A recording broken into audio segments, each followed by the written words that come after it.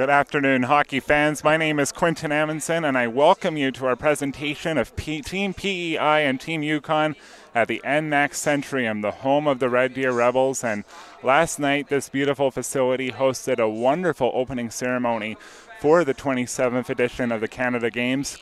And the big message that was expressed through the night by the keynote speakers to all the athletes was, this is your moment. So now the journey begins, and we'll see if these athletes will take that message to heart and make a mark in this hockey tournament like Sidney Crosby, Jay Bouwmeester, Curtis Lazar, and Michael DiPietro did before them. And these two provinces are very familiar with each other. Team PEI and the territory of Yukon have played each other, and the last two openers of the Canada Winter Games in 2015 and 2011. And Prince Edward Island has definitely had the upper hand. They have earned two big blowout wins in 2015 and 2011, 13-0 in 2015. So obviously Yukon wants to flip the script this year, and they want to try and elevate their standing. They finished second last in the tournament, 11th out of 12th. This year there are 13, as there is none of it at this tournament for the very first time ever. And Prince Edward Island finished 9th in the tournament. So both teams are playing in Pool C. And in Pool C, you need to have a top two standing position in order to advance to the qualifying game to nab one of the final two spots in the quarterfinal. So this will be a great journey for all these players, and we'll see who will step up to make a very good opening salvo at the 2019 Canada Winter Games Hockey Tournament. All U16 athletes, with the exception of 3 players on Team Yukon. There are 3 exceptions where they are allowed to have players born in 2002 on their roster, and we'll get to know them a little bit later on in the tournament. But for Team Yukon, there are 4 players from the Yukon Rivermen of the Okanagan Mainline Amateur Hockey Association, so OMA-HA, and 4 from the Caribou Cougars of the BC Hockey Major Midget League. So that is the big makeup for Team Yukon. Meanwhile, for Team PEI, putting this team together was a 2-year process that dated back to the spring of 2017. I was told by head coach Kyle Dunn that roster reduction began in spring 2018, and final evaluations occurred during an Atlantic tournament that also took part between Team Nova Scotia, Team New Brunswick, and Team Newfoundland. So we'll be getting to know some of the players after we begin the ceremonies prior to the game. So all the players are gathering on the blue line, and it should be a great spectacle. We're about to have our national anthems.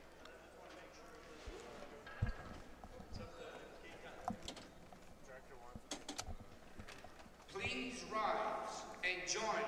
Remove your hands, if you're able, for the singing of our national anthem, signed by Brinley Wright. Mesdames et messieurs, s'il vous plaît, veuillez vous lever si vous le pouvez pour chanter l'hymne national avec Brinley Wright. Oh, Canada, our home and native land, true patriot love in our vaste command, car ton bras s'est porté les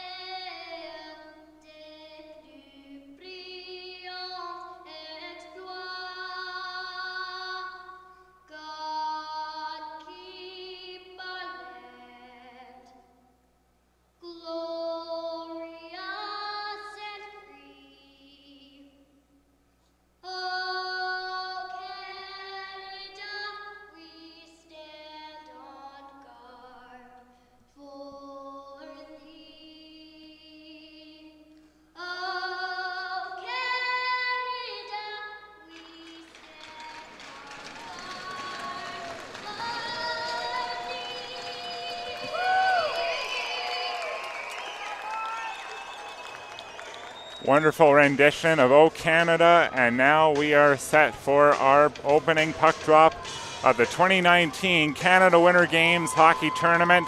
Let's meet our starting goaltenders. And starting in net is going to be Dawson Smith of Team Yukon, wearing the number 31 jersey. Plays for the Caribou Cougars minor midget team. And he admires Marc-Andre Fleury for his attitude off the ice and his overall great play. Dawson's greatest accomplishment was coming very close to winning provincials in his first year of Bantam. And at the other end, it is going to be number 92, Aidan Williams of the Western Regals. Had a great start of the season, I should say. Josh Smith, highlight of his season, was winning the Monctonian Challenge Midget Hockey Tournament and finishing runner-up at the 2019 East Coast Jam. Joshua plays for the Kensington Monaghan Farm Wild in PEI. We are underway here. And in the attacking zone, Yukon tries to get that opening salvo on the forecheck. Puck is backhanded for the neutral zone. Defenseman Paul Freeman tries to steer it through the middle. Up for grabs in the neutral zone, but now deep behind his own net. Paul Freeman steady on the rudder. He just goes up the left wing and angles it over to the neutral zone. Kyron Crosby, one of the three overagers, nudged it over the red line. Yukon slowly got it into the attacking zone, but quickly coming the other way on a promising rush, Cameron McLean. He's forced to the outside, but he initiates that forecheck. Matt McQuaid, the defenseman, digs the puck back deep. Isaac Voss not able to hold the line, but he's racing for that puck.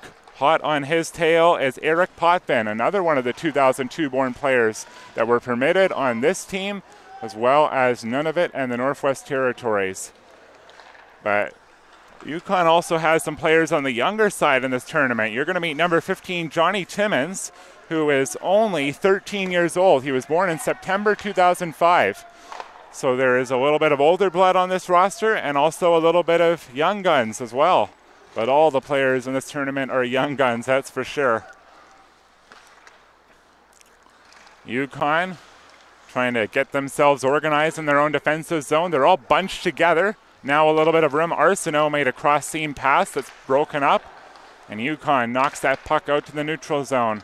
Both these teams say that they really want to win every shift. That's going to be their mantra. A shot on goal. Save is made. Another one is made as well by Dawson Smith. And the first test came from a bit of a long range by Kyron Crosby.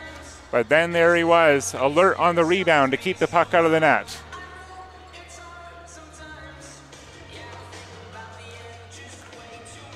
On the face-off for Team PEI is going to be Cole McKeegan. He comes from the Kensington program as well.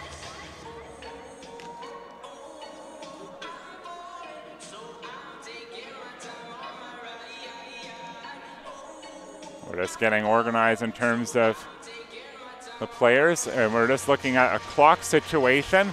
So now the clock has 5 seconds adjusted to it. We've played 2:05 into the period. It took off an extra 5 seconds, so the 5 seconds have been restored, and we're back underway. 2:10 has been played in period number 1. We are awaiting our first goal. Just to remind you that Newfoundland and Northwest Territories are also in action at the downtown arena. My colleague Holly McNeil is on the mic for that game. Working with Sports Canada TV, we're going to bring you nearly every game, and the games that we're not bringing you will be courtesy of TSN Sports, including the game at 4 p.m. between BC and Manitoba. Deep in his own territory, trying to recover that puck is Connor Cooper. And he has a very unique ritual, let me tell you. He likes to do a reenactment of the pre-combat trial scene from the 2017 comedy movie Hot Rod. So that is definitely something hilarious. I really like to know the rituals and superstitions of the players that I've covered, and the fact that he reenacts a scene from a comedy movie is something I've never heard before. Look for the clip on YouTube, and it is quite hilarious. Puck is backhanded for the middle, trying to race down for that puck is Landon Marsh, but it's kept away from him. Angled for the neutral zone. Simon Hughes sends it cross ice. But the puck is snuffed out. Gaining the attacking line is Marsh.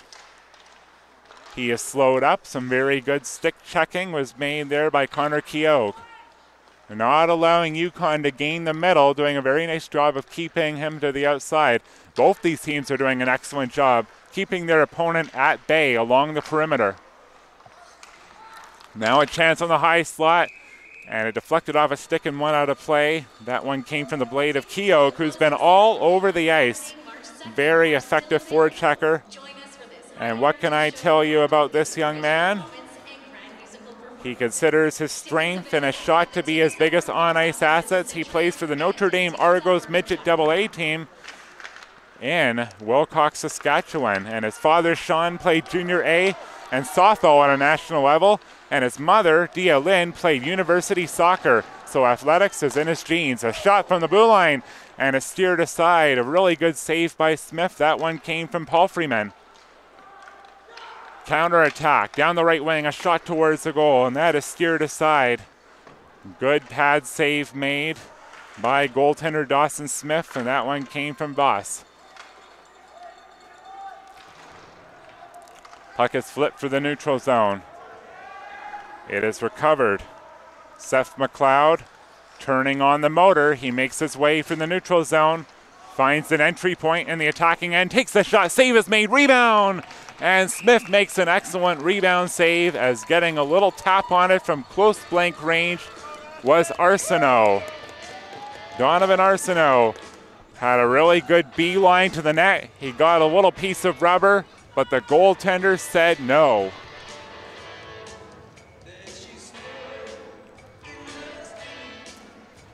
And goaltending, of course, will be counted upon by both these two teams. And both appear to be very dialed in to start this game. 4:49 gone in period number 1. And we are awaiting our first goal scorer. Puck is bouncing around like a pinball right now in the neutral zone. Finally, it's grappled free by Prince Edward Island. Zach Bigger, the defenseman, steadied it up the middle. Arsenault pursues. Delay offside, so Yukon will have a chance to break out. Little quick chip passing, but it's broken up again, and it's sent inside the attacking zone by Arsenault. That will facilitate a wholesale change by Prince Edward Island, as we've played over 5.5 minutes in period number 1. We are awaiting our first goal. There's a shot from the left circle, and a save is made by Smith. And it actually snuck through, and they score! The goaltender had a piece, but sneaking it through to score the opening goal is Harrison James. And it is 1-0 for PEI. The goaltender had a piece that appeared he was going to hold on, but somehow it found the hole and got by him to make it 1-0.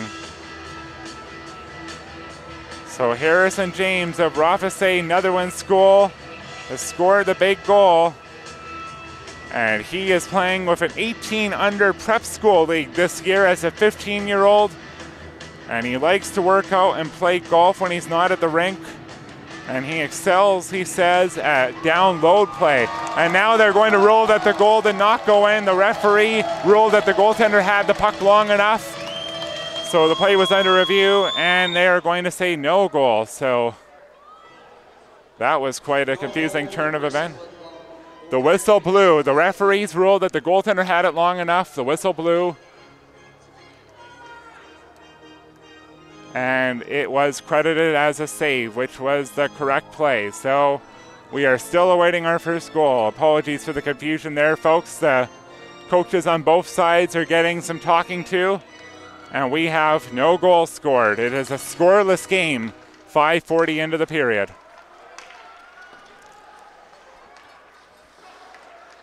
Here's a steal, a shot on goal from long range, and that's steered aside by number 92, Josh Smith, and that one was lipped by Joey Schultz. Puck is backhanded along the wrong wall, a good pinch. Trying to hold it in is Connor Cooper. Bangs it to the corner boards, goes over to the near side. And Matt McQuaid flips it up the middle.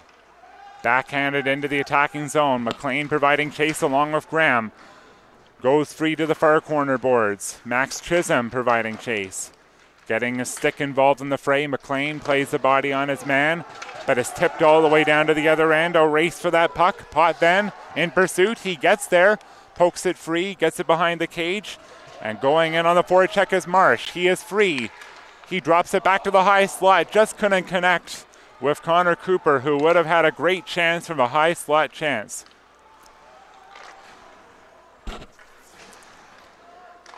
Going down low behind his own net. Here is Cooper taking a big piece out of his man.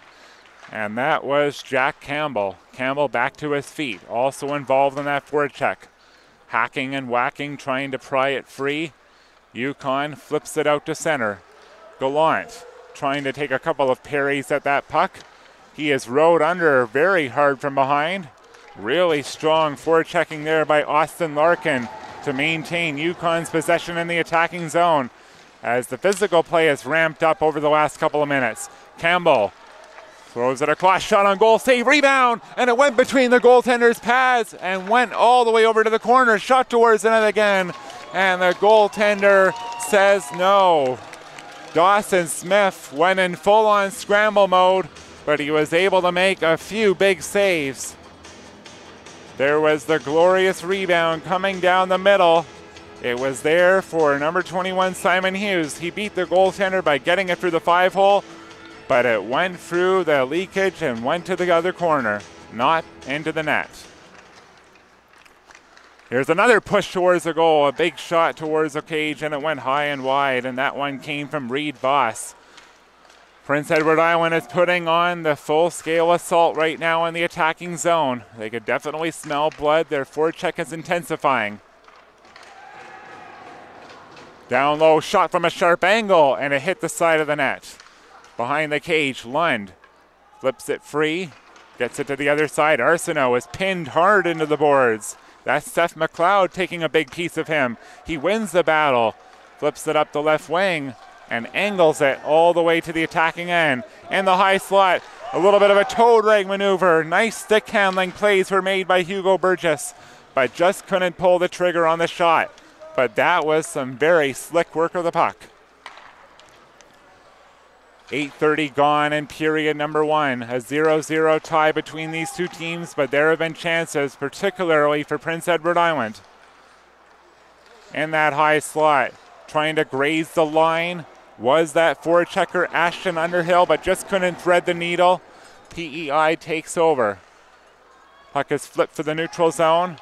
Cole McKeegan chases after it, but an icing call is coming up against PEI. And a very neat story. We're just talking about Cole Cowens, who's one of the players on Team Yukon that we want to look out for.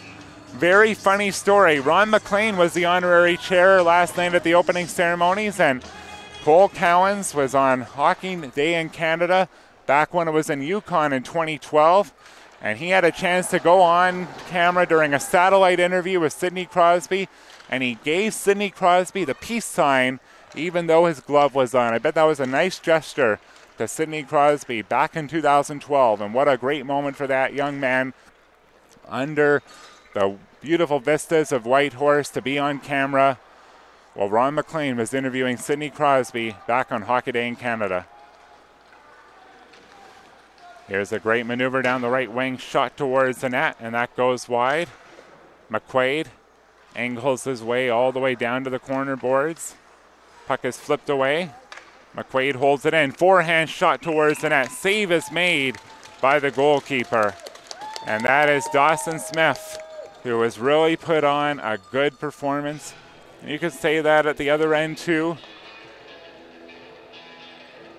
Dawson Smith and Josh Smith. You gotta love the battle of the Smiths going on between these two.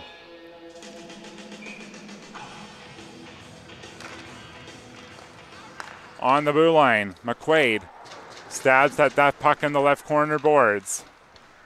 Trying to jar his way free is Alex Graham on that forecheck. He has been very mighty on the forecheck indeed. Really good battling with the sticks. Alex Graham gets bumped from behind, and that was from Cole Cowan. Kyron Crosby gets it up for Cowan.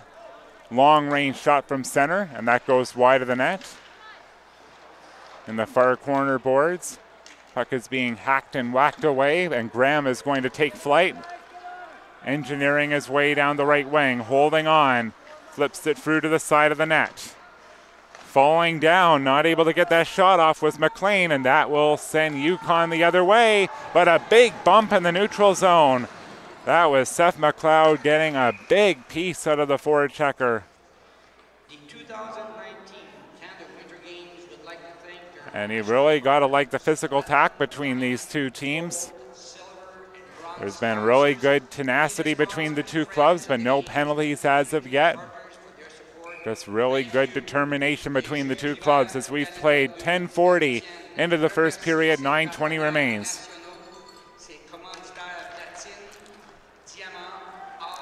Puck is angled all the way down into the defensive zone. It's McLeod on that puck, trying to keep it alive.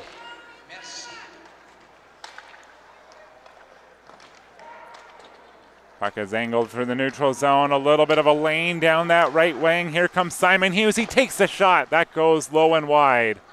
Puck ricochets all the way out to the neutral zone. It is left behind, however. Burgess picks it up. Got it across the line, but recovered by PEI. Hughes again down the right wing. Got it slightly ahead for Campbell, but he fell down.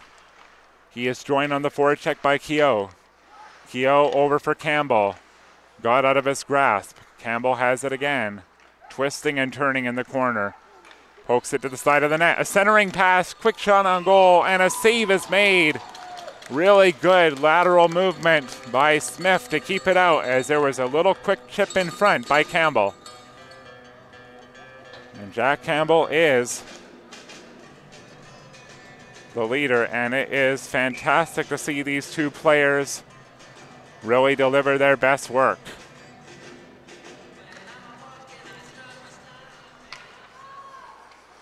Back on the right point, puck goes out to the neutral zone. Goes all the way deep into the defensive territory, and there for it is number 7, Isaac Voss. Flips it for the neutral zone all the way out to the center ice territory, and McQuaid slides it over to Bigger. Forward pass, angles it ahead into the attacking end, but it's grabbed away and sent out to center by Owen Palfreyman, and his father, Scott Palfreyman, played in the very first game that was staged in this building back in 1991. So a very cool development. And yes, his father, Scott, was able to play here with the Red Deer College Kings of the ACAC. So very cool for the son, and I'm pretty sure cool for the father to be back in the building watching his son live out his hockey dream. Shot from the left circle is snared out of the air by Dawson Smith. And his glove has been sharp. His pads have been great. His timing has been top-notch. The kid is just dialed in. And you could definitely say at the other end, number 92, Josh Smith, has also been very strong in net. Puck is angled down low to the corner boards.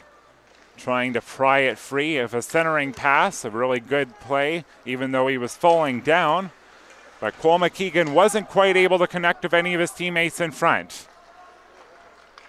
Puck is knocked in front into the neutral zone. Cowan bangs it into the attacking end. A steal, here comes Crosby, backhander scores! A nice steal in front, Johnny on the spot, and he went to the backhander to beat the goaltender Smith. We have our icebreaker with 6:58 remaining in period 1.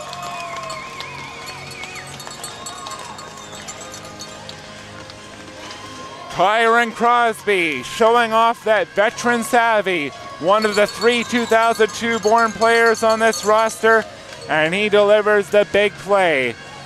And Kyron Crosby plays for Yale Hockey Academy of the Canadian Sports School Hockey League. And that is the reason that Roger McDonald wanted to bring him in here for that leadership.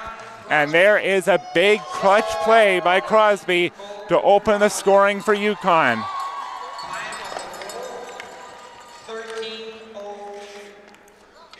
So 4 years ago, Yukon was blown out 13-0 by Prince Edward Island. That goal lets you know that it's a different story as a shot went on goal the other way, just high and wide, as trying to pick the top corner was McLeod. But how about that for a tournament icebreaker? Not only getting the first goal, but that being a highlight reel goal to boot. So Yukon strikes first. But PEI has had their chances, and here they come again. Here comes McLean, a bit of a 3-on-2. McLean coming in. Big save is made by Smith. And a little pushing and shoving after the whistle. But a very good rush the other way, as responding right away is PEI, not wanting Yukon to capitulate on their momentum. They want to stop it in their tracks. Kyron Crosby, a big-time goal. And I'll tell you a little bit more about him at our next stoppage of play. PEI goes back to the attack. Zach Bigger angles it behind the attacking net. But the puck is going to be thrown all the way the length of the ice by Cousins. Back there first for that puck is number 10, Bigger again. He's a very good puck-moving defenseman. Is he going to go on a bit of a rush? He does get to center, but he is denied passage. Really good job by Crosby and Cowan to stand up to him. In the neutral zone, puck is picked up. Underhill down the right wing. He has some room. He goes behind the net. Wrap around. And getting a piece of that is Smith. And in the neutral zone again, here's another chance. There is going to be a penalty coming up. Roughing call. We're going to see both players go off. So Crosby is going to go off.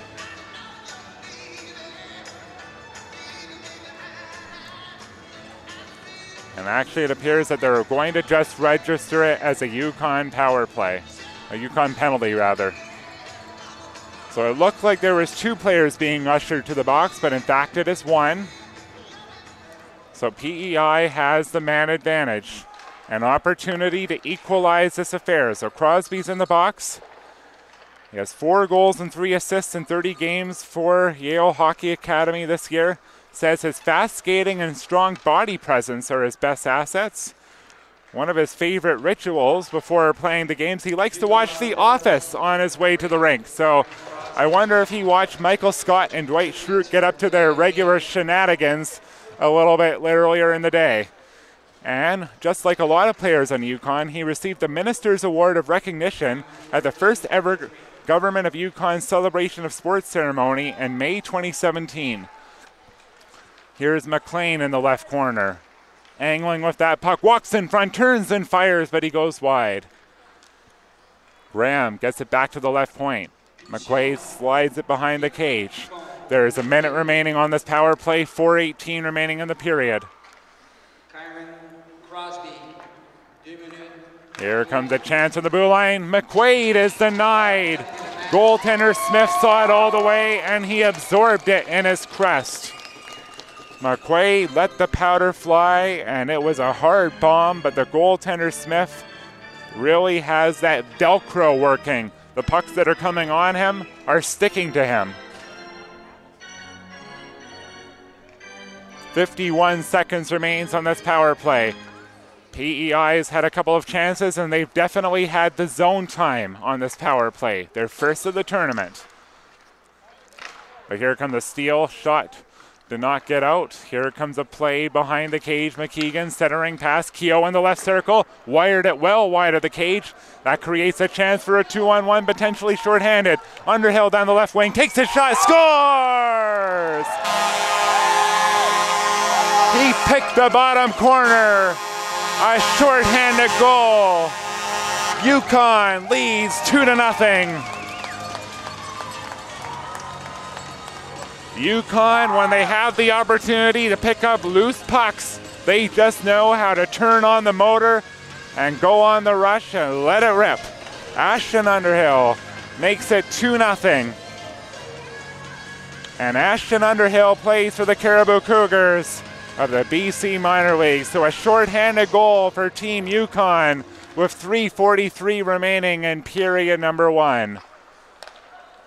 So Yukon is definitely a different team than the team that played in 2015 at the Canada Winter Games in Prince George, BC.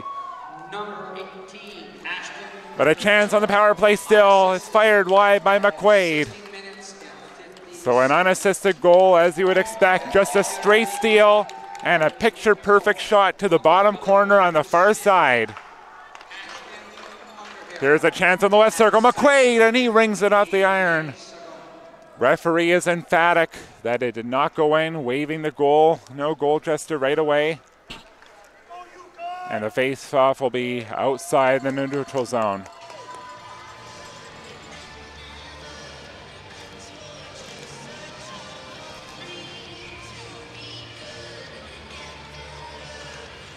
So these two teams are in Pool C with one another.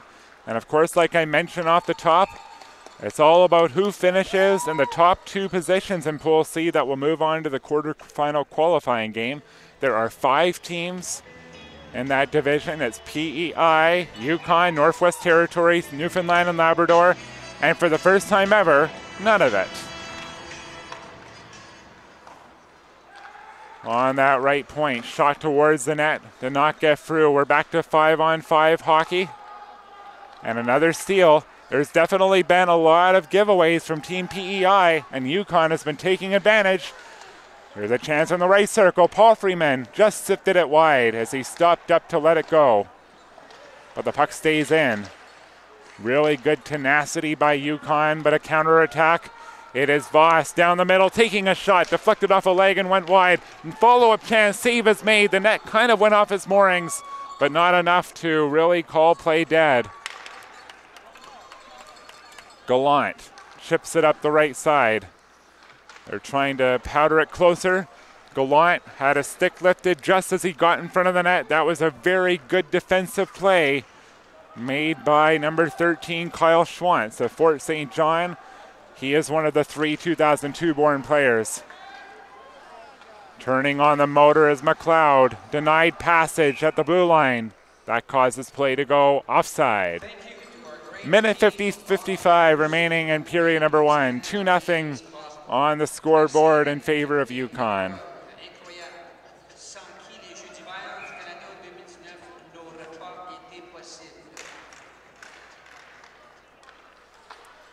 Here's Bigger. He'll angle it through the neutral zone all the way deep inside of the attacking end. Good physical play made by Max Chisholm to try and initiate that forecheck. Bigger has it come back to him on the left point. Slides it cross point. Now played into the high slot. Graham had it bounce off his stick. There was a little bit too hard of a pass there by Jacob Squires. A minute 25 remaining in period number 1. Yukon has that 2-0 lead. And another steal, but the puck bounced off the stick of Marsh. That will allow another chance for PEI to make their way up the ice.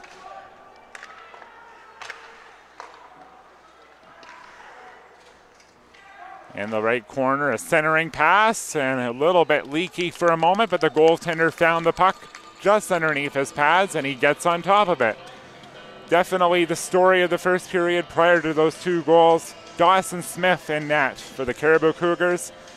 And he didn't make his first start of the season until February 1st. He was injured in a game back in the fall, but he was able to come back in and make a start in February, and now he'll definitely factor very heavily into the Cougars season for the remainder of the year. Shot towards the net, did not get through. It's loose in front of the cage. Puck is banged off the stick and they try to get it out. Keogh just throws it to open ice.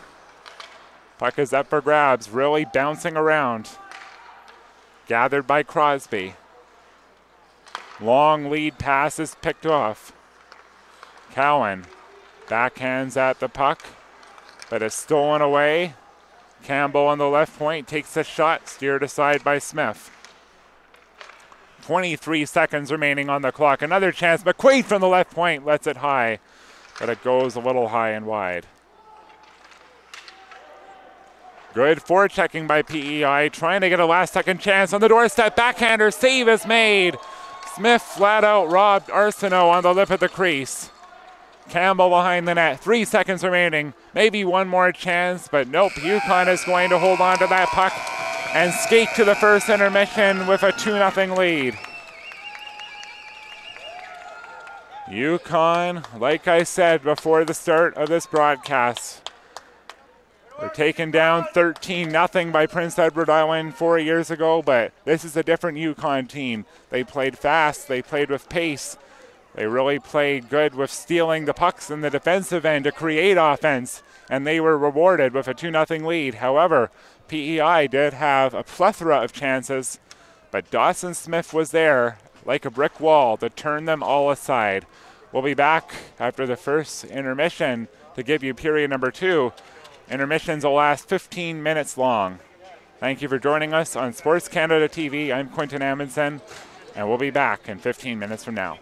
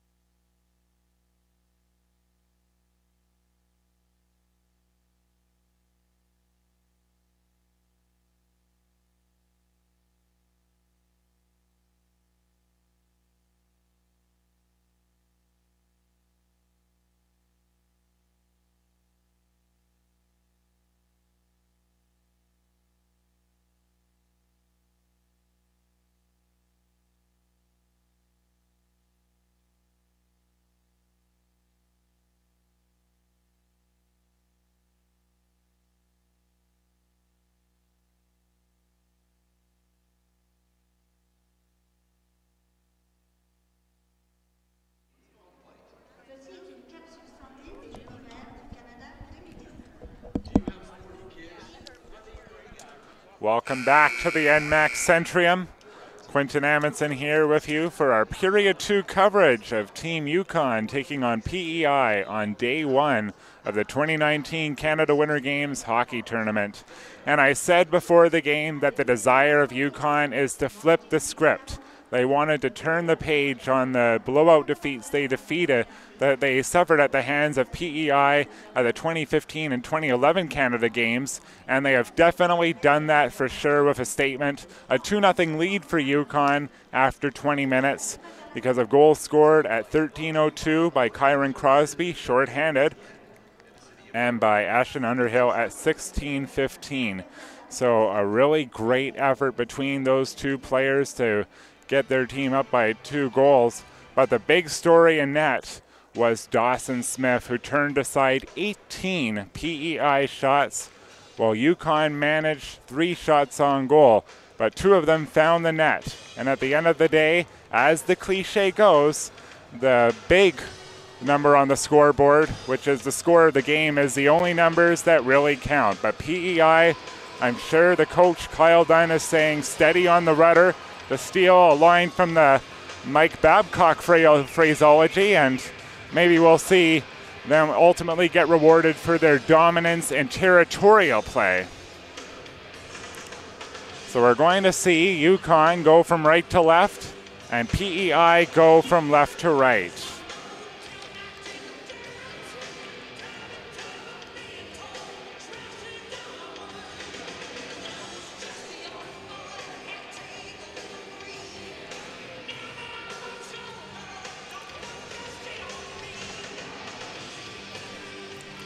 We're all set to go. We're going to see Jack Campbell on the face-off, and he will take on Connor Cowan. And this was the line that really generated the momentum for Yukon, so very smart choice for Roger McDonald to go to them again right off the hop to try and build off of that momentum. Here comes Cowan.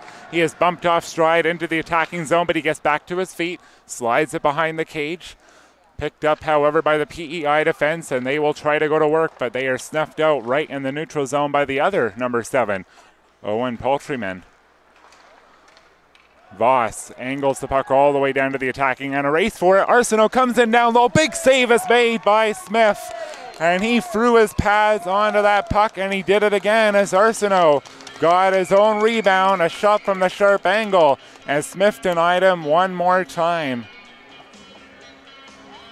Smith is just completely dialed in. It's fun to watch. He's playing with flair, and he is definitely giving PEI a lot of fits, but a really good power move by number 17 Arsenault to win the little bit of a battle between the defensemen and get behind him. A shot towards the net, tipped just wide as Squires was looking for a deflection right in the slot area, but just a little off the mark. Squires again a shot. This one was going wide, but Smith decided to come out and glove it down, and that probably would be the playbook. Try to kill the momentum of the forecheck by gloving the puck down whenever possible.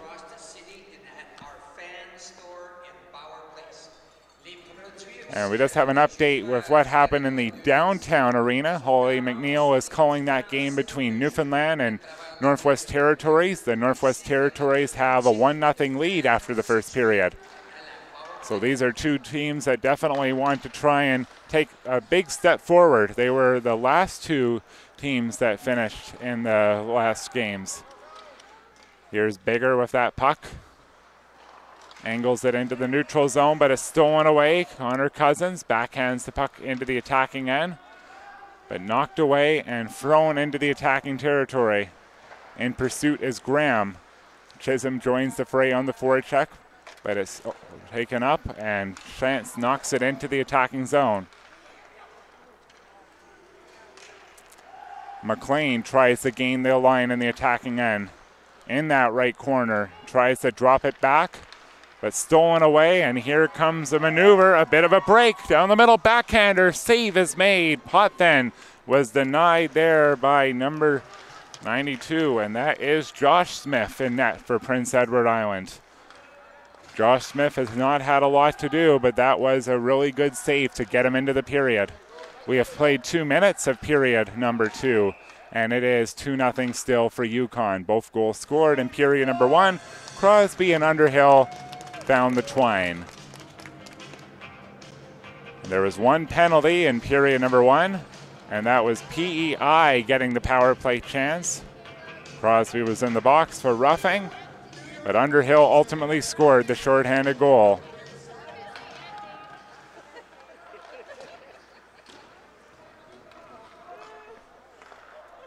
Voss has the puck, goes D to D, and now it's flipped up the left wing. It is being plodded along. Really good defensive play to prevent any sort of offensive setup, as Connor Cousins got right in the way of the offensive setup that PEI was trying to achieve. Behind his own net, McQuaid tries to knife it ahead. Digging at it very hard is the forward checker, and that is number 14, Ty Beacon of Notre Dame. Another Yukon player that plays in Saskatchewan. Cross-ice pass, a backhand shot, and that hit the skate. Good play by Cousins to break off the passing outlet. On the blue line, Josh Lund, a forehand shot, steered aside by Smith. Cousins flips it along the glass, can't get it out. Good pinching there by Lund. In the high slot. A little bit of wires crossed, and the players will have to try and get themselves resituated. In the neutral zone is James gaining the line, taking the shot. He fires wide. Throws the puck to the high slot, a backhander, just sifted wide by McKeegan. Harrison James really plows hard into his man. That allows the forecheck to continue. On the far side boards, good work by Cal White. And his father, KJ White, coached PEI at the 2003 Canada Games in New Brunswick. So how special that would be for the White family to experience this pageantry, watching Cal do his thing for Team PEI here today. And he is involved in that forecheck. He has the puck right now. Paul Freeman takes him down from behind. McKeegan, a centering pass, back to the left point. Here's a shot towards the goal. Gallant is denied by the goalkeeper. Behind the net, wraparound chance. McKeegan's denied by Smith. Squires on the right point, a shot. That deflects off a stick and goes wide. Crosby plays the man. Really gets a big piece of a Gallant, who takes a little bit of a retaliation. Some good chippiness between these two teams. Another bump, a centering pass, and a big aggressive play to move out of the net. Now another chance towards the goal. Pinballing around, but the goaltender is able to stick out his pads and make a save. A little bit of shades of Dominic Hasek. He was really rolling all over the place, but he was able to make the unorthodox move to make the save. Shot towards the net, blocked again by the body. Boy, is this goaltender Dawson Smith fun to watch in net. A lot of flair. Here comes another chance. Campbell, drop pass. It is Keogh in the left corner. He is on it with his forehand, drops it back to the point. Bigger takes a wrist shot, but it's blocked. A race for that puck. Getting back there is McLeod. He advances it to the neutral zone. In the neutral zone, they try to contend for it. McLeod has it bounce back to him. Goes D to D this time. Bigger sees trouble. Retreats behind his own cage. 5:22 gone in period number 2. Keogh comes down the right wing with a blister of speed, but he is shouldered off the puck very effectively by Cousins. McLeod on the right point, shot, and getting a piece of that was Smith. Centering pass, puck goes to the far corner boards. A steal, puck is held in, but maybe a chance for Yukon to ping it out, and they do. A lot of good territorial advantage once again for PEI, but Dawson Smith continues to be the Vex. And here comes a maneuver down the middle lane. Potvin, one of the overagers, born in 2002. Angles it over to the near boards. Chisholm back in a defensive posture. Played it out to the middle for Graham, a lead pass, and here's a charging McLean. He had a couple of good chances in the opening period. A drop pass, nobody was there in the right circle. And that will open the door, a 2-on-1 the other way. Here comes the chance, Burgess, a centering pass, trying to connect with Beacon, but just a little behind on the pass. Here's a counterattack, maybe a 2-on-1 the other way, but a good active stick prevented that from happening. Behind the cage, Chisholm tries to forklift it ahead. Puck is still in deep. Paul Freeman on his forehand, holding on to that puck. Angles it out to the neutral zone. The other number 7, Voss, holds on to it. Lund, little knife pass ahead. Now he'll just skate into it himself. He takes a sharp angle shot. Save is made. Rebound is swatted to the blue line. Gallant has that puck. Slides it into the corner for Lund. Lund goes along the half wall, cross seam, try to go back door, but no shot. But then a weak follow-up attempt, and it went into the glove of Smith. But that was Reed Voss, almost set up by Josh Lund, and that would have really caught the goaltender by surprise. And following up there was number 14, and that was a big save made.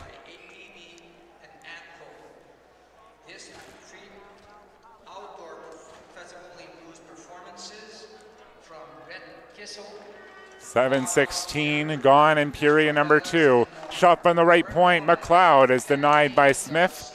There was a little bit of traffic in front, but the goaltender saw the puck path all the way. Another face-off inside of the attacking zone. Definitely the play has been tilted inside of this attacking zone end. James will now come in to do the draw. It's won defensively by Cowan. He has been solid in that statistical category. Centering pass in the neutral area of the attacking end. It is picked up by Cowan, a lead play. Broken up, but Cowan does get the puck in the attacking zone, but immediately regathered by PEI. Carried inside of the attacking zone by White. Backhands it to the corner boards. Puck is being contested for in close quarters. Good active battles happening on all boards, including the corner boards as you saw a moment ago.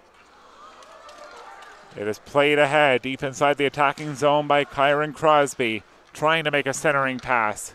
It is taken away and knocked out to center. Here's a steal. White gains the line in the right circle, drops it back. Shot on goal. Squires is denied by Smith. Strong positional save, and there is no rebound. 8:15 gone in period number 2. One of the things that I really admired about the team PEI, I was told by the coach Kyle Dunn that their hashtag and their mantra for the tournament is hashtag we before me.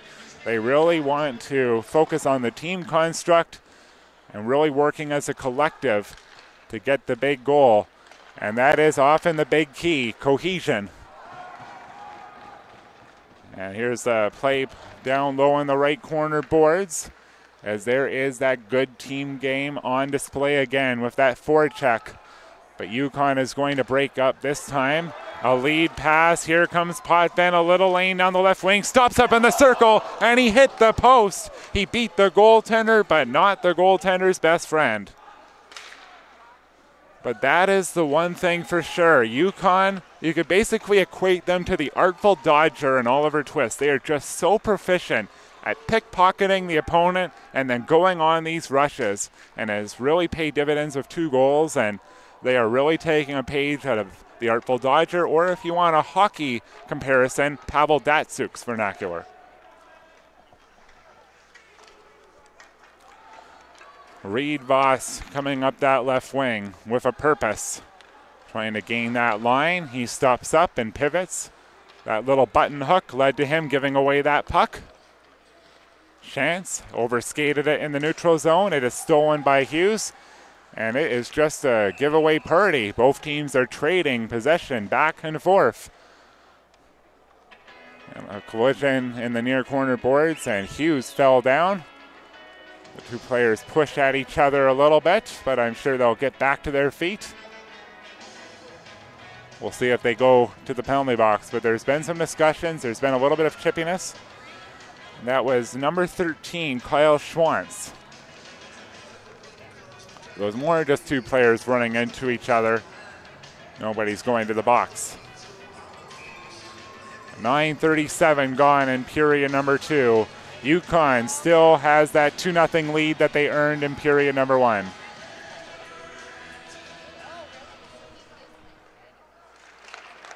on the doorstep, a quick chance on goal. It rattled around, and it bounced off the skate of Campbell, and the goaltender Smith was there to keep it out.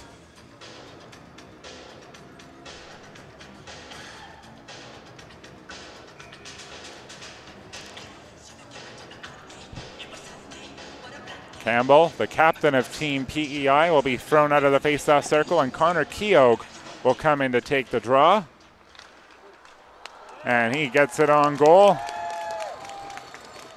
And there is another save made by Smith. And Connor Keogh was identified by Coach Kyle Dunn as one of the 3 players that I as a broadcaster should look out for. Here's the scouting report from Kyle Dunn on his player. Connor Keogh is a natural goal scorer with a great shot and a quick release, and we have seen that on display throughout the course of this hockey game. Really working well in tandem with Campbell. Campbell plays for Kyle Dunn for the Kensington Wild Major Midget A team. Has a great hockey IQ and great work ethic. And you see these 2 players that come from different programs. One plays in Saskatchewan for Notre Dame and Wilcox, and one plays in PEI, but they play together a lot. Here's a shot towards the goal. Save is made by Smith again. You really see they have that instant chemistry. Keogh, another centering pass, and it was just behind number 17 Arsenault. But that's the key thing. All these players, once again, played in a couple of selection camps during the summer, and PEI took part in the Atlantic pre-games camp all the way back in September against the likes of Newfoundland, New Brunswick, and Nova Scotia. Here's a chance down low for Underhill behind the cage. He is holding on to that puck. Centering pass, turning and firing with a quick chance is number 16, Austin Larkin, and he was denied by Josh Smith. Very hard for him to really get dialed into the game considering he has faced so few chances, but he made a really good technical save on that play by Larkin. 8:55 remaining in period number 2. McLean gains the line. A centering pass attempt. Larkin taking a couple stabs, and the puck elevated out of play. And a lucky fan gets the souvenir. A young girl waving that Canada Games puck high and proud. Good for her.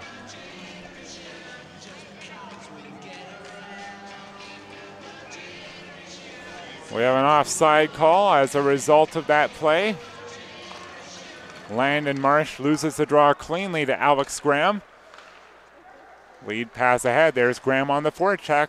Tried to do the behind the back pass. It drops back to the left point. Gallant and McLean trying to steer it a little further down the boards. There's a delayed penalty coming up. PEI is going to get their second power play. Here's McLeod. Shot on goal. Scores! McLean got a tip en route, and he has cut the game in half. It is 2-1. McLeod just had a picture-perfect shot.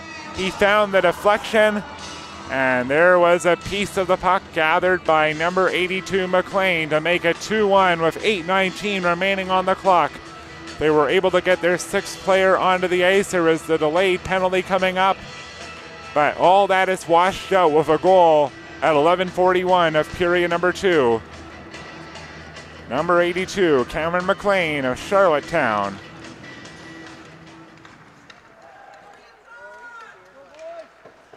Prince Edward goal scored by number 82.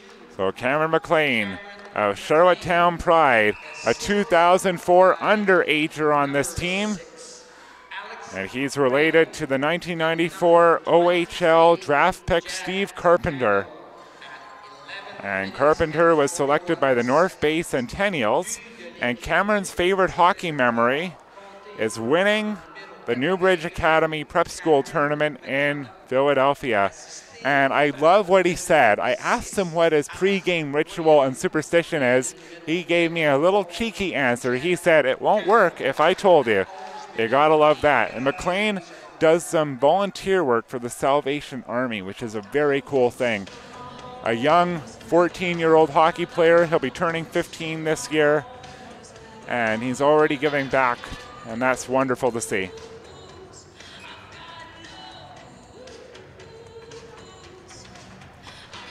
So 7:56 remaining in period number 2. Kyron Crosby will take the face-off. Bit of a scramble draw. The puck elevated a little bit. Puck is taken by Underhill. A shot towards the net is steered out of the air by number 92, Josh Smith. And Ashton Underhill, one of the underagers on this team, born in August of 2004. Like I mentioned, number 15, Johnny Timmins, born in September 2005, so he is a double underager.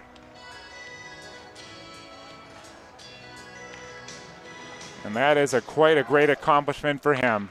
But here is going to be a steal, maybe a 2-on-1, maybe a 2-on-0. McLean coming down the left wing. He loses a tire, still gets a couple of whacks towards the goal.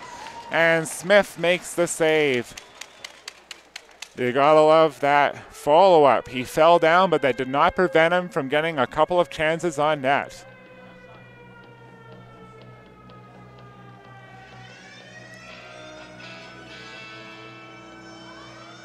So the face-off off of that play will lead to a big win for PEI. McQuaid steers the puck down to the right corner. McLean trying to center it. A little good poke check play with his stick by Smith. McQuaid holds it in. McLean drops it back for McQuaid. A little bit of a signal cross there. A little bit of a break down the right side. Cutting towards that goal. It's in deep. Backhander. Big save is made. It hit the goalpost as well. Follow-up chance, and Paul Freeman fired it wide. Right on the doorstep of a backhand deke. Nearly finding the third goal was Johnny Timmins, the double underager. Not looking out of place in the slightest. Lead pass ahead. Cowan gains that line. Drops it back into the slot area. Crosby tips it down low towards the goaltender as a stick was lifted. Solid defensive effort was made by Isaac Voss. And Isaac and Reed Voss, twin brothers playing on the team. And there is definitely some athletics on their blood.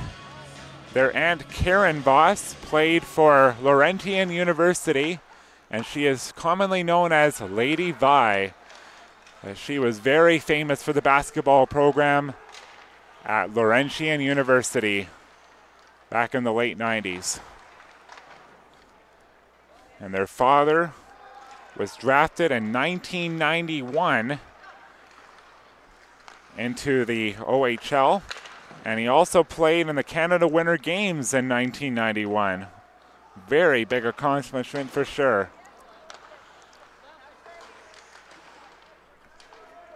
6:09 remaining in period number 2. Yukon has that 2-1 lead. Watching Sports Canada TV, shot towards the net is steered aside by Smith. On the left point, slid over for McLeod. Forehand shot, tipped out of play by Underhill. Good active stick. And remember that Roger McDonald and also the Team Yukon female coach Candace McEachran said that they really wanted to inspire their players to really play an active style of disruptive defense. And that includes having your stick in the right spot to make sure the pucks would sail out of play or to safety at the very least. 5:47 remaining in period number 2. In tight, Campbell can't get that shot away. Keogh behind the net.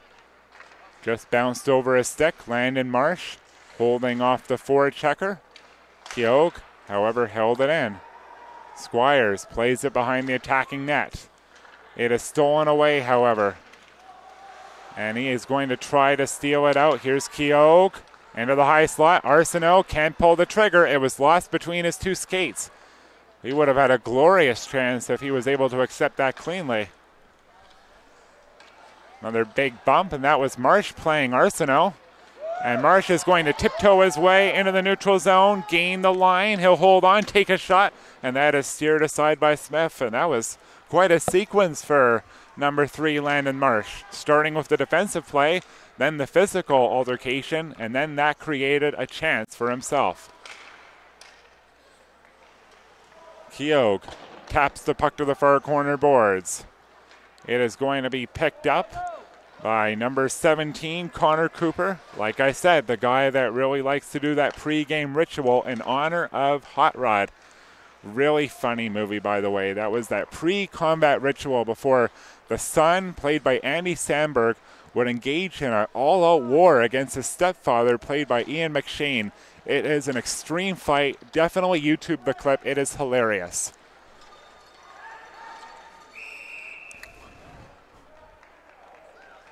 And now we're going to see a holding call coming up with 4:13 remaining in period number 2.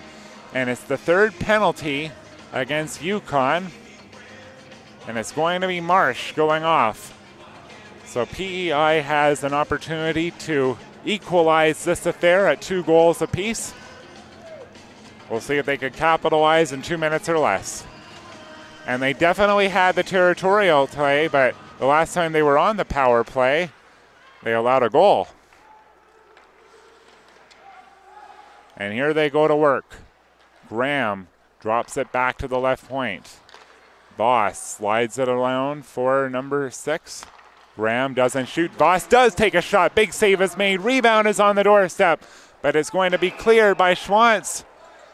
And they're going to angle that it was angled off and deflected off the boards. Not a direct clear. And now they're going to have a little bit of a weigh-in, and they've changed their mind. They are going to say that it was a delay of game. So it's 5-on-3. 5-on-3 now for Team PEI. They have a glorious chance to tie this game up. And it's not only a 5-on-3 for a short amount of time, but they have it for 98 seconds. Squires over to Bigger. They'll switch places. Squires, top of the right circle. Into the corner boards, no shot.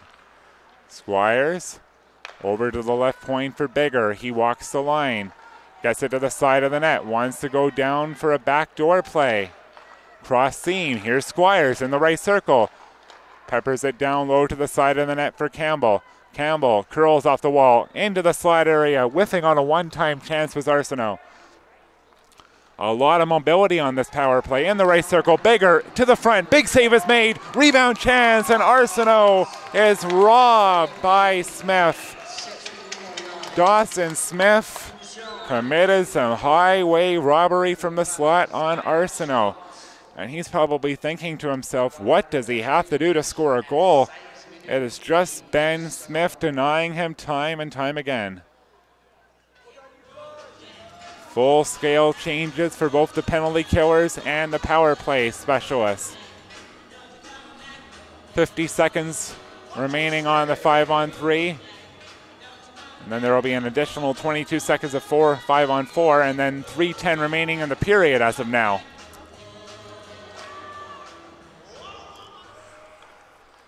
On the left point, Bigger is remaining out there along with Squires. Bigger drops it for Squires, has to recalibrate his position. He holds on, gets it over to Bigger, gets to his forehand, goes back door, and a really good chance, but it hit the side of the net. Graham sort of whiffed on it. And there's going to be another penalty, this time against PEI, as Crosby was hooked down. Graham was a little too ferocious in his bid to get the puck back after failing on that chance from close blank range. So it's going to be 4-on-3 now for 35 seconds. And 22 seconds of 4-on-4, and then it'll be PEI for a power play. For a penalty, rather, for 1 minute and 3 seconds.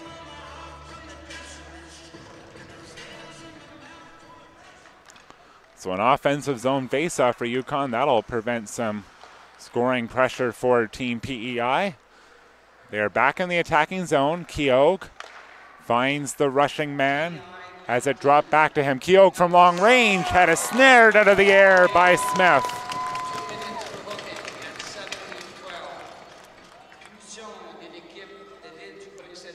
That was another big larcenous save by the goaltender Smith. And the two teams are going to square up again, trying to angle it out. Voss holds it in, a bit of a 2-on-1 down low. Quick chance off the shoulder of Smith. as he denied Connor Keogh from point blank range. Isaac Voss. Quick little pass for Keogh. Little toe drag creates a 2-on-1 along with Campbell. Keogh shoots, big save, rebound, and Smith denies him again. Keogh looks up in the ceiling in frustration. Smith once again has his number. 4-on-4 for another 15 seconds.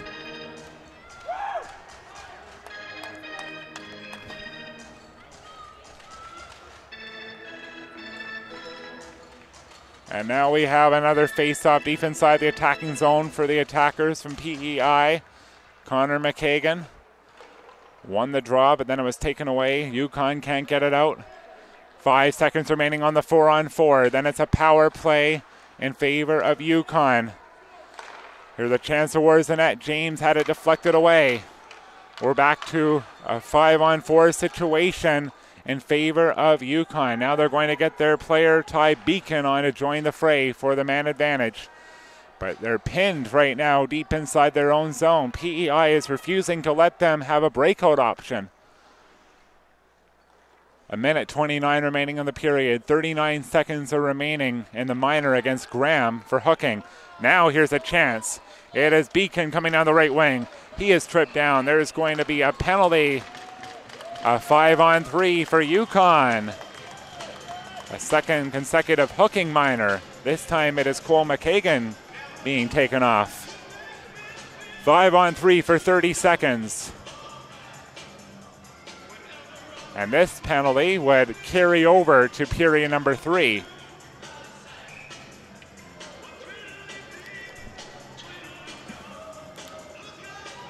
Roger McDonald is getting his lineup out there. His deployment on the power play. They win the draw. That's a good first step. Chance by Paul Freeman is steered aside by Smith.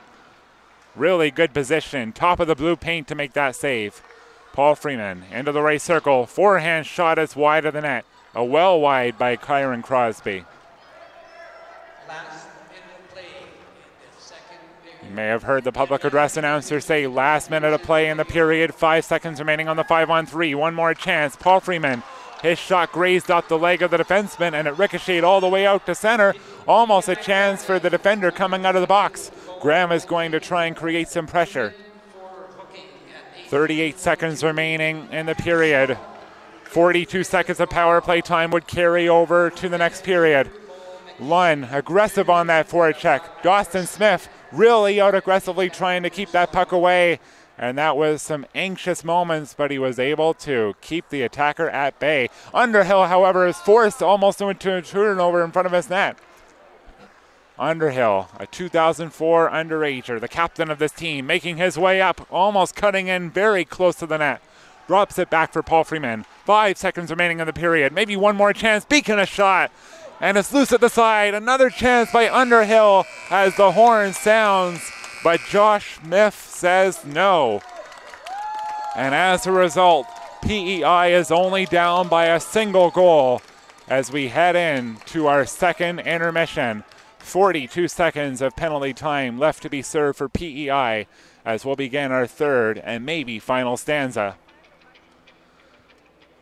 Thanks for joining us on Sports Canada TV. We'll be back in about 13 minutes to set up the period and to recap what happened in the middle stanza of our game between Yukon and PEI. Yukon has a 2-1 lead on day one of the 2019 Canada Winter Games.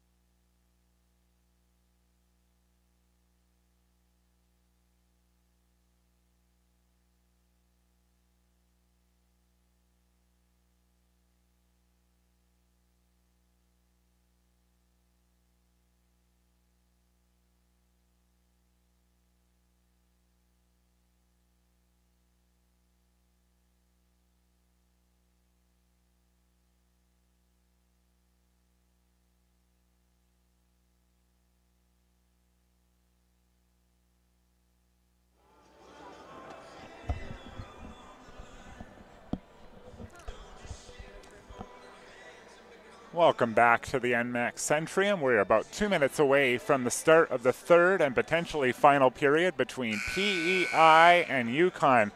And this has been a stellar game.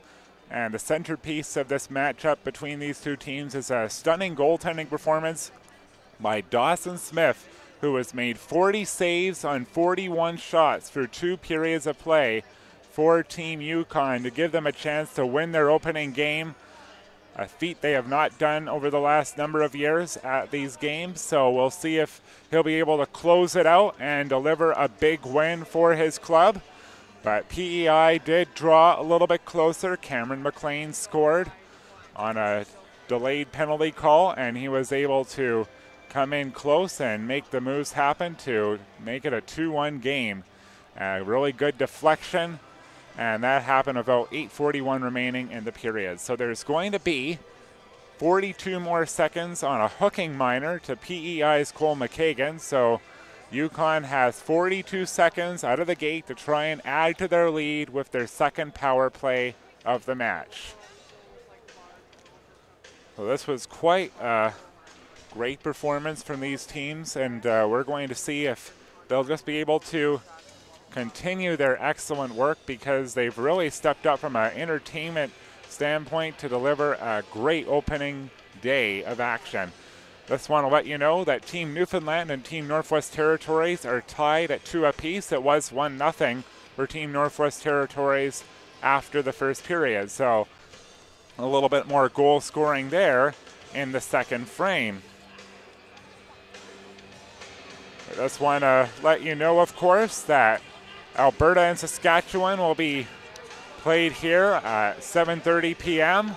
at NMAX Centrium on Sports Canada TV. We are so thrilled to bring you that game. And of course, one of the players we'll look out for is Matthew Savoy, who is gunning to have exceptional status in the WHL. But at 4 p.m. in this building, I'm going to make way for TSN Sports, who will be giving coverage of BC and Manitoba.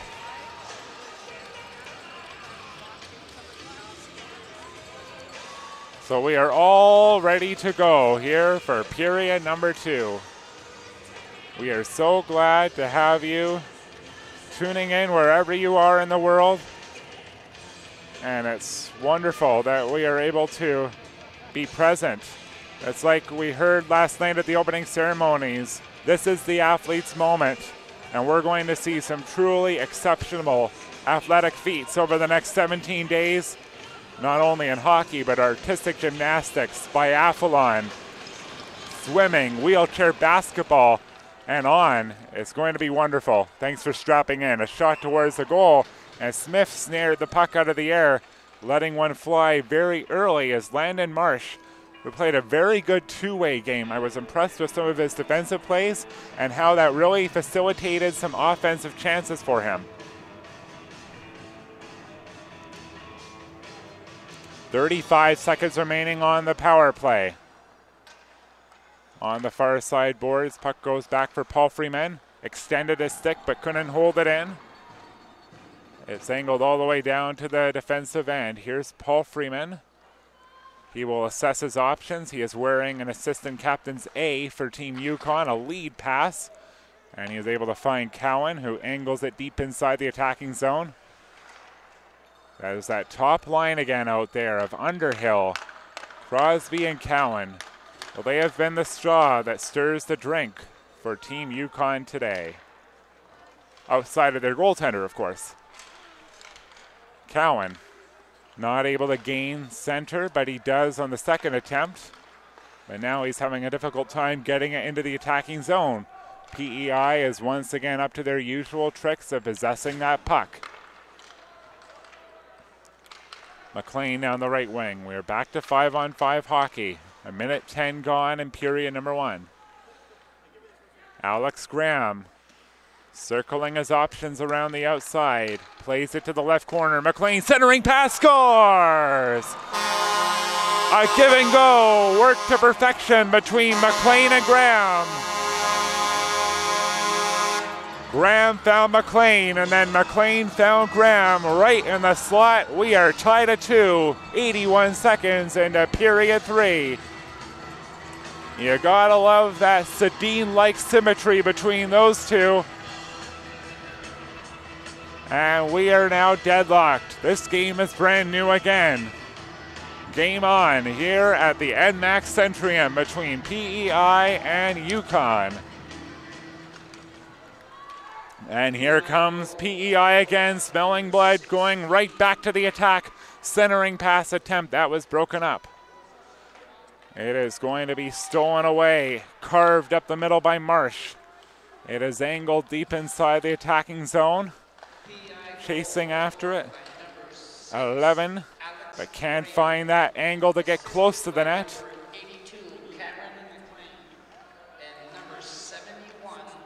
So number 71, Max Chisholm, is getting a secondary assist on that goal. So a good play for him to necessitate that little give and go between McLean and Graham. Here's a little bit of a drive down the middle. It is Keogh, a little good stick handling, but now he's rode off the puck. There's going to be a penalty call against Yukon. And it's going to be for a hook. And it's going to be Connor Cooper going off for the penalty. 2:14 gone in period number 2. Connor Cooper off for hooking. PEI is back on the man advantage. And thus far they are 0 for 3. They have had plenty of chances though, and now they are really feeling the momentum. Will they be able to seize the moment? McQuaid on the right point. Slides it over to the right half wall for Chisholm. No shot. Angles it for McLean. Back for McQuaid. He loads up and fires. Blocked in front. Follow-up chance. Backhanders wide by McLean. In the left corner, Graham. Back for Isaac Voss. Steadies it for Graham in the left circle. Sifts it towards the goal. Steered aside by the goalkeeper. It is being held on to. Twisting and turning again is McLean at the side of the net. Chisholm straddles behind the net. Drops it back for Voss. Angles into the middle. Forehand shot. Deflected off the stick of Cowan and went out. Really good mobility. There is no staccato with this roster on the power play. They are just moving all over the place in order to try and create some seams and some cross-ice plays. And it has led to some really good plays that have forced the goaltender to move laterally in his crease. Puck is angled all the way down into the defensive end, so a little bit of relief on the pressure. First time Yukon has cleared the puck. 50 seconds have been killed off on this power play. Bigger gains that line, but offside.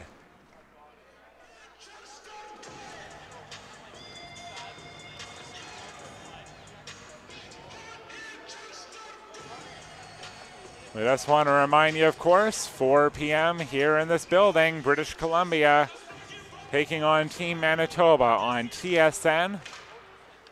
And that'll be really quite spectacular. And Manitoba and Alberta will play tomorrow on TSN. All the other games during the round robin leading up to the bronze medal game will be here on Sports Canada TV. Shot towards the net by Squires. Nobody was in front, so the goaltender saw it all the way. 46 seconds remaining on the clock.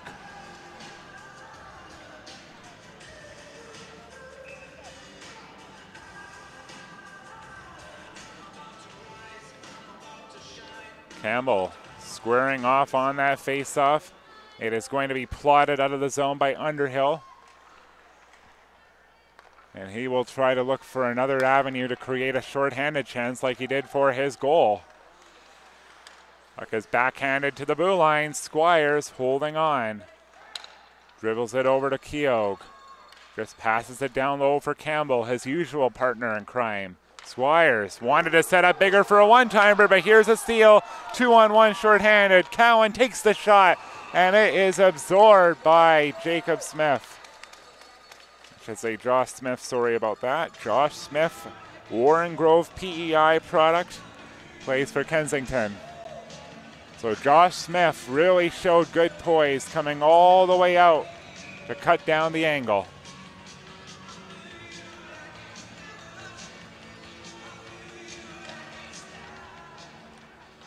10 seconds remaining in period on the power play. And here is going to be a steal of the puck. Angled inside of the attacking zone, but offside is the call. And that coincides with Cooper coming out of the box.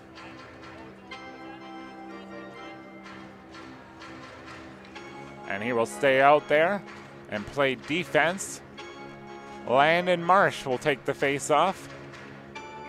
Gallant is just getting his paraphernalia in order. Now he is ready to go. Face-off just outside of the Yukon end. PEI is definitely once again piled on the shots in the first 4 minutes and 19 seconds. Puck tips out of play into the Yukon bench. Roger McDonald coaches Team Airdrie. And I could tell you that he is assisted by Kevin Petavello, who played in the BCHL and NCAA, and he's also assisted by Whitehorse Mustangs assistant coach Michael Touton. PEI, Kevin Dunn. He is assisted by Corey Parsons of the Mid-Isle Matrix Bantam AAA program, and Will Zafris, the head coach of the Eastern Express Bantam AAA program. Just to give you a little bit of a flavor of the personalities on the bench, the men who will steer these young men to hopefully golden glory for their sake. 11 other nations and provinces and territories looking to stake their claim to gold.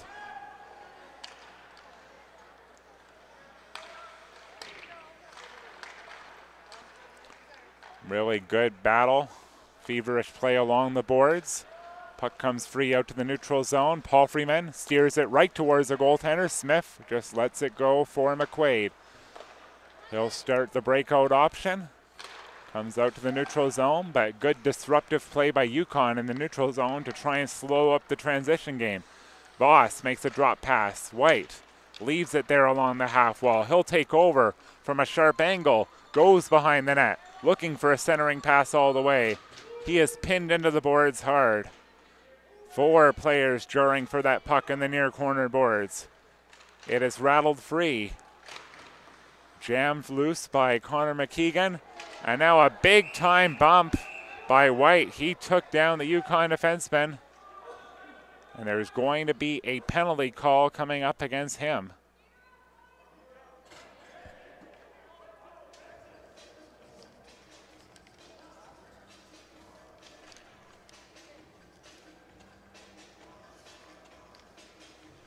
And that was Kyle Schwantz down, and he will get up to his feet. So he is in the penalty box. 5:30 gone in period number 3. As the puck was already away from Mr. Schwantz, and then you saw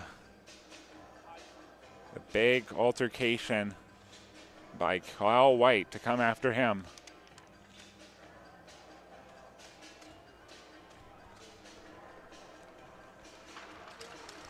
I should say Marsh. And Marsh was down on the ice, and now he is being collected. There's a trainer and one of his teammates coming up to get him, and we just hope for the best for him. He's been a very impactful player in this game for Team Yukon. And he really did go down hard to the ice, so the trainer on the ice will give him some attention. And there will be a double minor.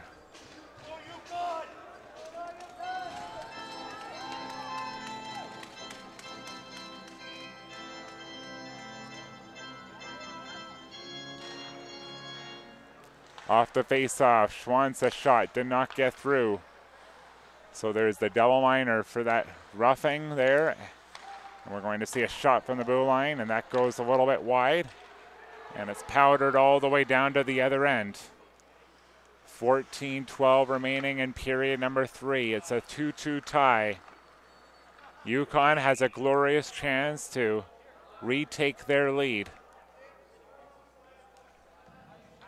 PI penalty to number 20, Kyle White.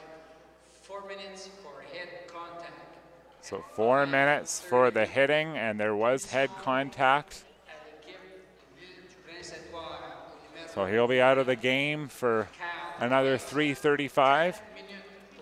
And also a 10-minute misconduct, of course, so another teammate will be serving that as well. So 10-minute misconduct against him in addition to the 4-minute minor that will take him to the conclusion of this game. And Yukon will try to get a lead here. Of course, there will be overtime if there is no winner at the end of regulation. 3-on-3 for 5 minutes and then a penalty shot. A shootout, and there's another big bump as Seth McLeod really took down number 11 very hard, and that is Joey Schultz. A lot of big bumps between these big bodies on the ice, especially as the pace of the game is ramping up. A chance down low. Paul Freeman shoots, and he wired it high and wide. Puck is cleared out to center. Rattles all the way deep inside the Yukon end. Lead pass. Potvin is going to straddle back to his own territory and leave it there for Cousins. Cousins evades one forechecker. He will lead the charge into the attacking zone. Drops it back for Crosby. Sends it across the blue line. A little bit of miscommunication. That forces Prince Edward Island to have a chance for a change, and Yukon out of the zone. Little chip play by Beacon. Angles the puck all the way down into that attacking zone. Flipped all the way deep inside of Yukon territory, and Yukon has just had no mojo so far on this power play. Just looking out of sorts. Of course, they'll want to try and pick things up in the last half of this power play, or else they don't want this to be a momentum killer. So far it has been.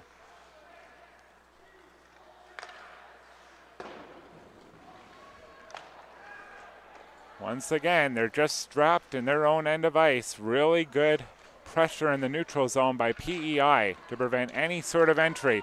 But maybe a chance for Potvin coming across the line of confidence. Takes a shot. Blockered a little bit aside. On the far side boards, Beacon, another errant pass. And Yukon once again has to go back to their own territory. 75 seconds remaining on the clock in this power play chance. 11:40 in the period. Puck is going to be carried into the attacking end. Potvin a shot, steered aside by Smith. One of his better saves at Potvin. What a really good wrister goal from the high slot. Here he comes again, and he is once again denied by Smith. Really has that good suction ability. He's absorbing those rebounds into that PEI hockey crest. And that is allowing his team to get recomposed inside of the neutral zone and the defensive end too.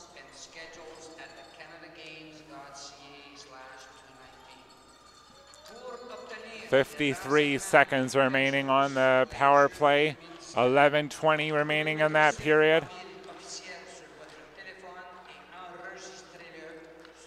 Cousins tries to take a stab at it, trying to hold it in. Marsh takes a shot. And it banks all the way over to the far side. In his own territory, Cousins. 25 seconds remaining on the Yukon power play. Circling back is Marsh. Nice to see him back in the game. Very good sign. Marsh makes a little pirouette pass over to Cowan. Bangs the puck inside the attacking zone. Marsh is there for the pinch. He gets crunched off the puck by McQuaid. 3 seconds remaining on the power play chance. Maybe a chance after the power play for Yukon, but it's interrupted. We're back to 5-on-5 hockey. Cal White will go to his bench, and Arsenault will come onto the ice. Wholesale changes being made by PEI.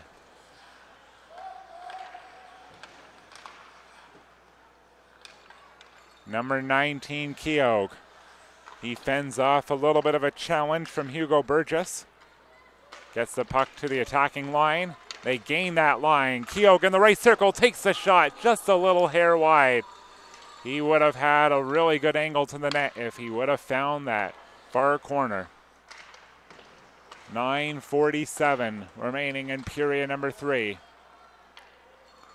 Another steal in the neutral zone. Gallant gingerly across the line, takes the shot, snared by the glove of Dawson Smith.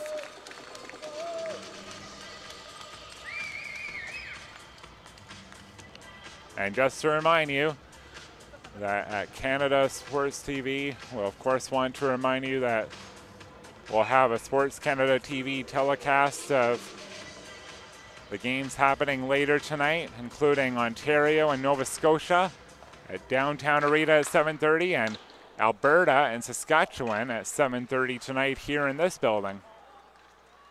McQuaid from the left point, out of the glove, save, a rebound is just wide of the net. But a little bit of good dodge there by the goaltender, almost got burned because of the inability to control the rebound. 9:15 remaining in period number 3. A 2-2 tie between PEI and Yukon.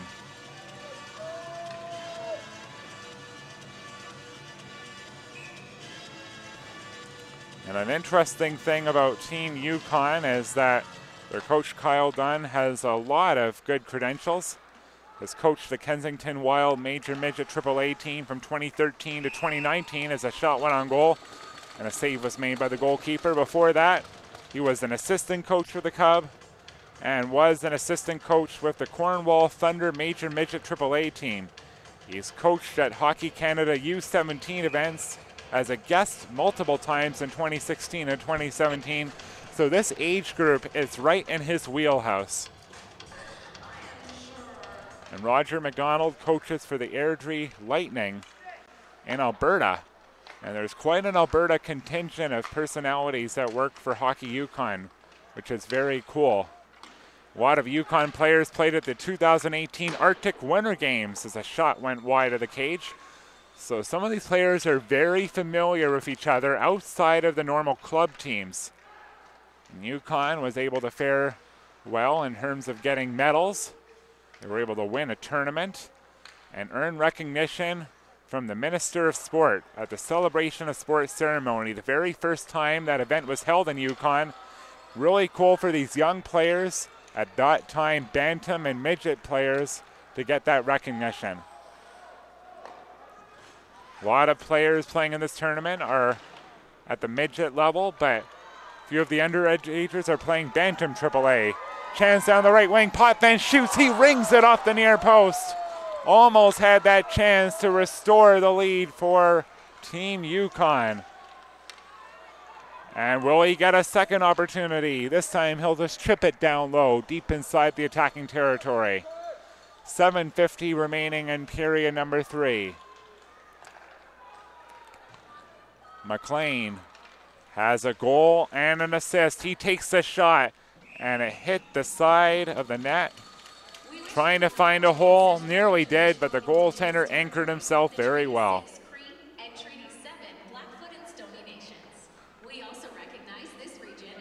Really cool thing about number 21, Simon Hughes on Team PEI, is that his neighbor for a long time was Daniel Sprong, current Anaheim Ducks forward. A shot towards the net by White, and that was just a hair wide. And of course, Daniel Sprong, who has really become a full-time NHLer this year, started the season with the Pittsburgh Penguins and really entered the league with the Penguins in 2016. So what a really cool initiative for him to have that exposure to a great athlete by Daniel Sprong.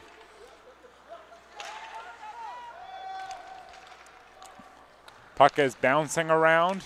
Cal White settles it down, gets it out to the neutral zone, but Paul Freeman bangs it back into the attacking zone for Yukon. 7 minutes remaining on the clock in regulation time. A steal at the side, following up of a chance, but a good block in front by McLeod, throwing his body in front of the rubber to keep it out. And you gotta love to see plays like that late in the game.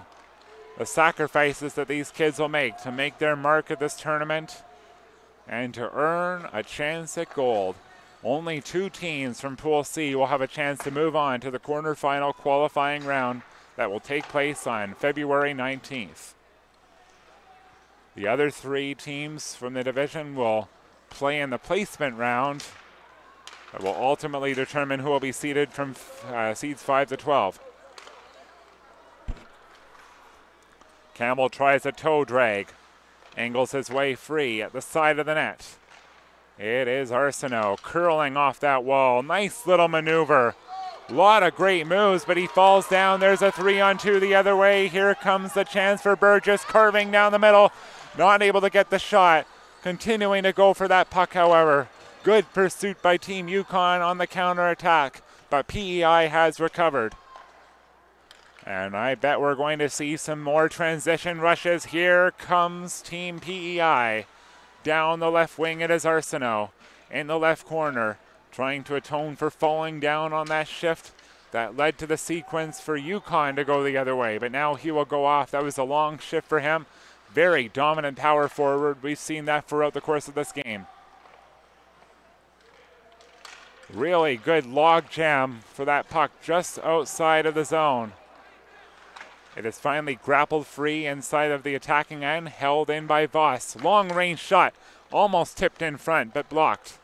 Lund in the left corner, drops it back, went between the two defensemen. And they regather it, however, in the neutral zone. Now back in their own territory, Voss gives it away. Marsh, however, had it taken right away by Voss. Here's a 2-on-1. Hughes down the left wing, holding on, taking a shot. Just a hair wide. It was high and it had a lot of veracity to it.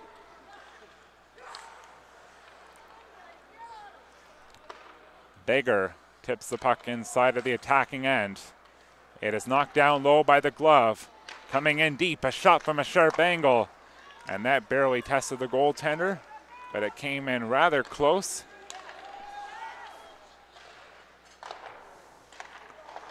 Simon Hughes taps it along the left wing. Reed Voss can't get it out. Potvin held it in. 4:10 remaining in period number 3. A nice steal behind the net. Cousins is trying to make a centering pass. Marsh is involved on the forecheck. Puck does a couple of flips, really bouncing, but now settled down by Crosby. In the left corner. Cuts a little closer, centering pass, poke check there by Smith. Still free in front of the cage. And it's picked up by Crosby in the high slot. Holding, waiting, looking for a good passing option. Gets it to the net, and Smith made the save. Really frantic moments inside of the PEI zone. This was some of the best sustained pressure by Yukon in the entire game on the forecheck. And they'll try again. Here comes Crosby, a lead pass attempt broken up by Graham, the latest goal scorer for PEI. Another steal in the neutral zone. Crosby angles it over for Cooper. Flips it deep inside the attacking zone, but it is icing against Team Yukon.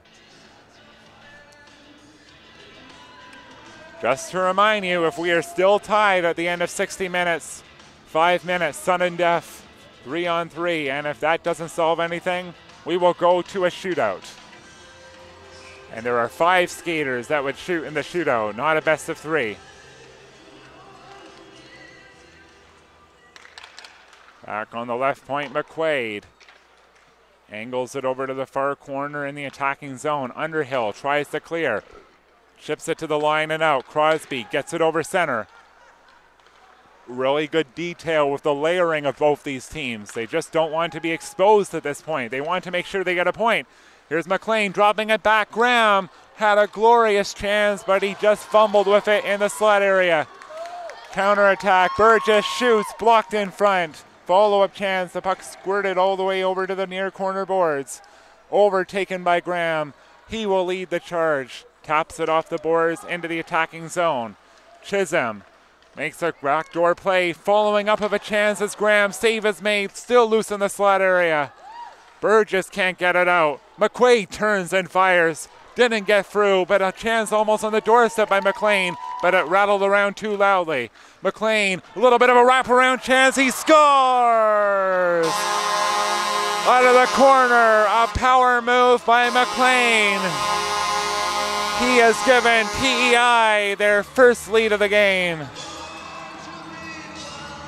2 goals, 1 assist for number 82, Cameron McLean of the Charlottetown Pride. with 2:04 remaining on the clock.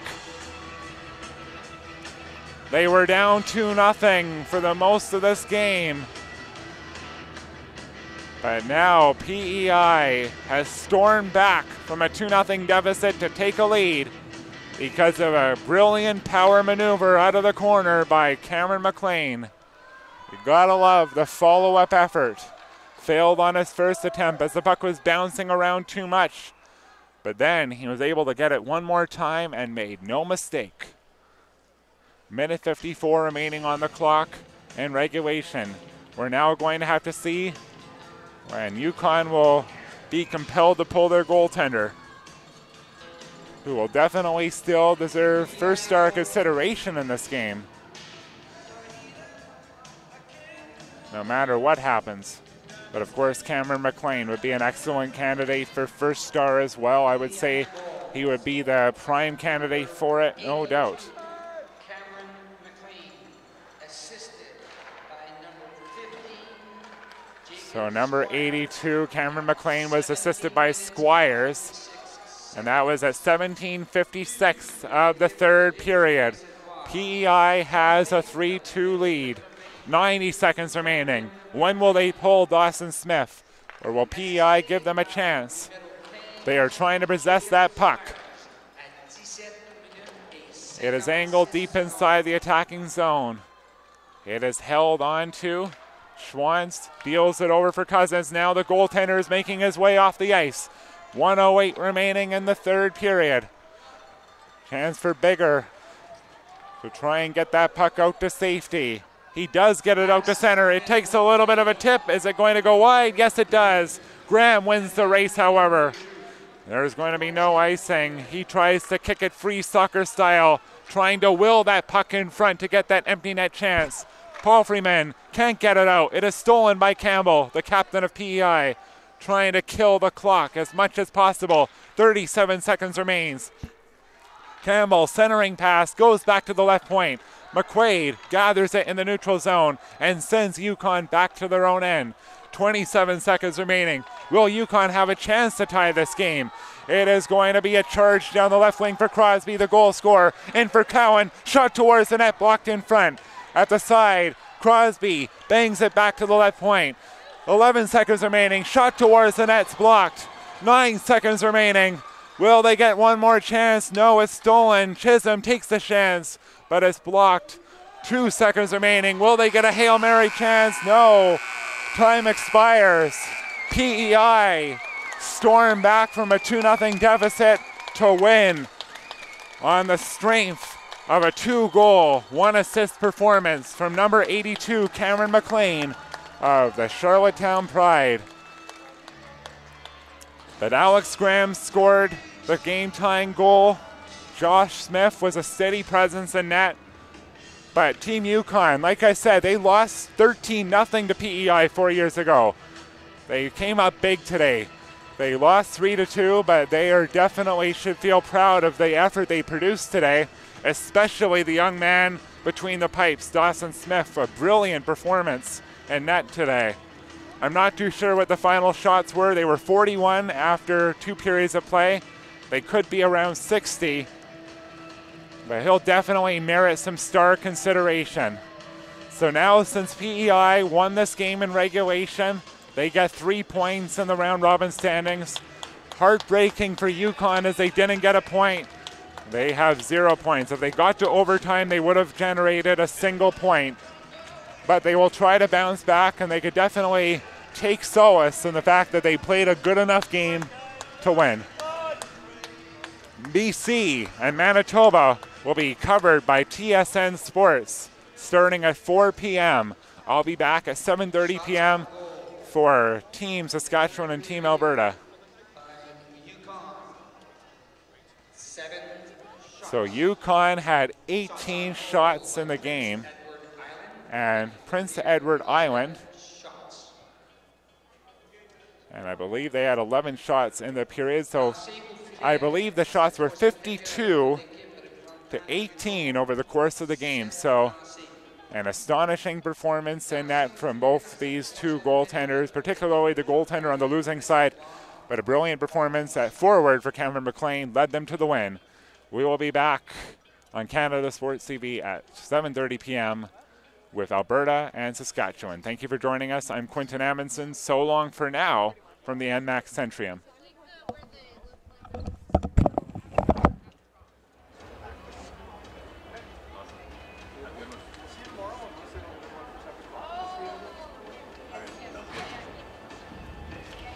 Thank you for joining us here at the Centrium for the 2019 Canadian Winter Games hockey competition. And thanks to our presenting sponsors for